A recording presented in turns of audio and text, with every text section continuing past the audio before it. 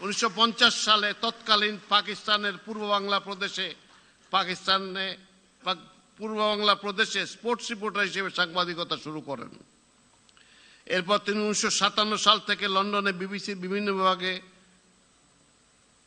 পর্যায়ক্রমে প্রায় 35 বছর কাজ করেছেন। 1971 সালের জুন মাসে তিনি লন্ডনে চলে যান এবং বাংলাদেশের স্বাধীনতা যুদ্ধের জন্য কাজ শুরু করেন।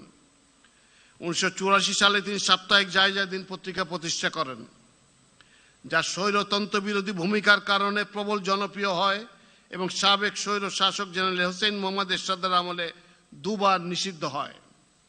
সাপ্তাহিক জায়জাদিনকে 2006 সালে একটি জাতীয় দৈনিকে পরিণত করেন তিনি। 1993 সালে দেশে 14 ফেব্রুয়ারিতে ভালোবাসা দিবস পালনের সূচনা করেন। শফিক রেহমান জায়জাদিন ম্যাগাজিনের মাধ্যমে বাংলাদেশের সাংবাদিকতায় এক নতুন বাঁকের জন্ম দেন। সাংবাদিকতায় নতুন যুগের সূচনার স্বীকৃতি হিসেবে শফিক রেহমানকে 2026 সালের 21শে পদকে ভূষিত করা হলো।